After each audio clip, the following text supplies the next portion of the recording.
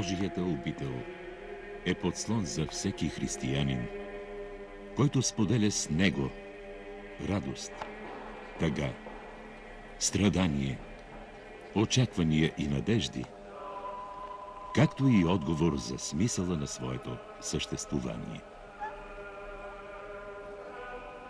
Всеки от нас е част от Бога, а Бог е казал в своята 9-та заповед: обичай ближния си, не лъжесвидетелствай срещу събрата си. В човешката история има много личности, положителни или не, които са влияели върху развитието на нейния ход, върху съдбата на цели поколения. Българската история също е богата на такива имена, и сред тях с особена сила грее Свети Иван Рилски, този патрон на българския народ. Духовен великан, който с отчелническата си духовна мисия превърна Рилската пустиня в светлината на живота. Свят мъж, Иван Рилски е мъдрецът, който стигнал до Бога с вяра и молитви и размисъл и предал на човечеството, че злото на земята ще бъде изкоренено само ако всеки човек пропъди злото от самия себе си. Съветвал хората да се молят на Бога и да почитат царя. След смъртта църквата го обявила за светец и покровител на българските царе. Свети Фанури е закрилник на сираците и на семейното огнище. Неговото име е пример за това, че трябва да се обичаме и да даряваме обич дори на тези, които ни изоставят. Защото истинската любов е чиста. Тя стои над омразата и отмъщението.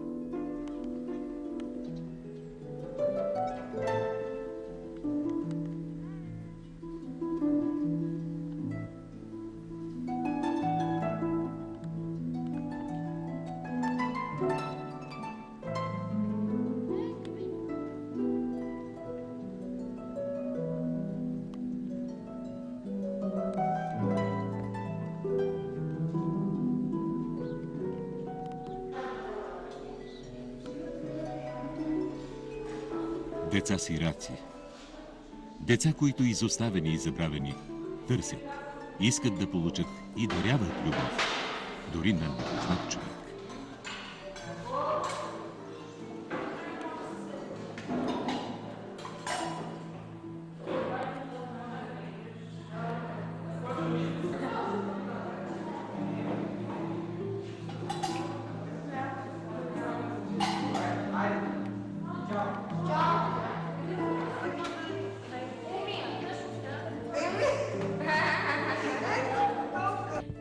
Какво ви е отношение към приемане на закон, облегчаващ финансово фирми, които биха съдействали на сираци за обучение и приемането им на работа след навършване на 18-годишната възраст? Първо искам да ви благодаря на вас и на вашето предаване, че проявихте интерес към нашия дом и надявам се, че чрез това предаване ще се запознаят много хора с нашия дом, с проблемите на нашия дом и на всички домове в страната. И се надявам да останат съпричастни на проблемите ни и да помогнат с каквото имат възможност. По отношение на въпроса, който ми зададохте, смятам, че ще бъде много добре да се създаде такъв закон и че чрез него ще могат да се реализират нашите деца след изписването на дома.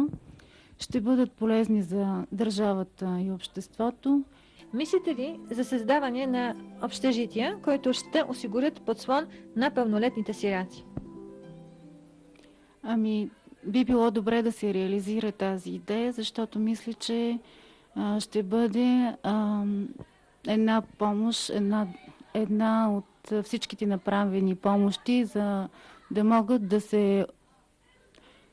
за да може да се помогне на тези деца сираци. По какъв начин?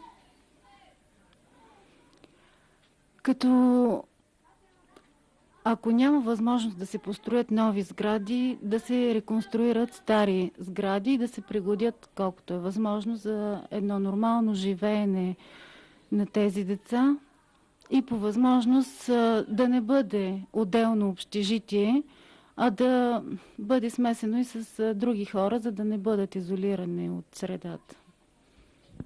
Виждате ли някакво взаимно действие на фондациите и съвети? Би трябвало да поддържат взаимна връзка, за да могат общините да информират за нуждите си фондациите и фондациите да изкупуват жилищата от тях. Определени сгради, които могат да се използват като жилища на сираците.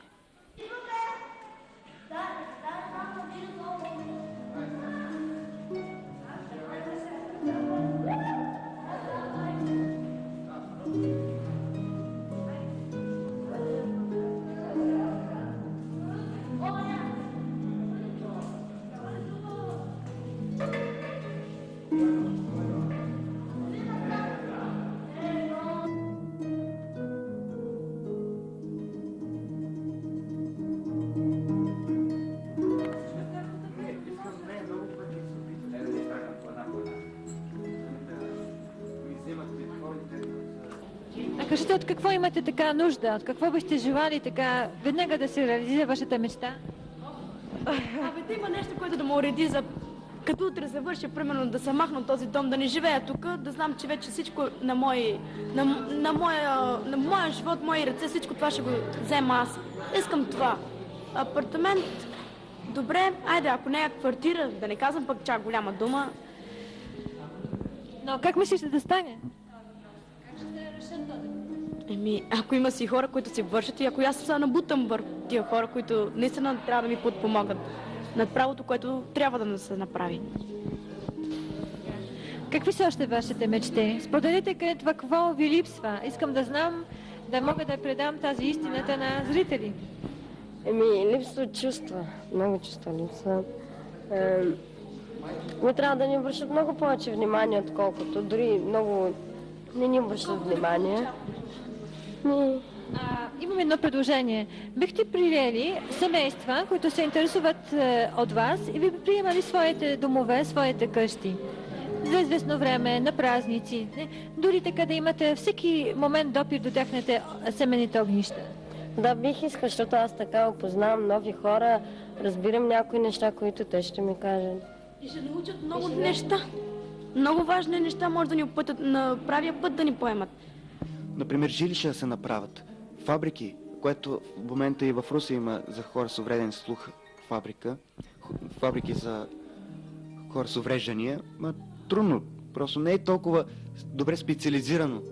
Но трябва да се направят от тези агенции, ако се съберат всичките агенции в едно и всичките средства, които дават или не дават, като се съберат тези средства в едно, да се направи една голяма площадка, едно голямо заведение и в него да се съберат повечето деца инвалиди, деца сираци, хора, просто които нямат възможности да преживяват в тази държава. Просто трябва да направят такова общежитие, такова жилище, че за да могат да се преживее, просто да ни опазят, а не да бегаме като всички. Вече в рамките на 1-2 години избяха повече от 200 човека в Америка, даже и 200 хиляди, само регистрирани в Чикаго, българи. Какво остава да приказваме за тук, че ще останат? Значи мислите за изработване на такъв проект повече българи да останат сираци, да останат в България и да бъдат продуктивни граждани на тая страна? Точно това имах предвид.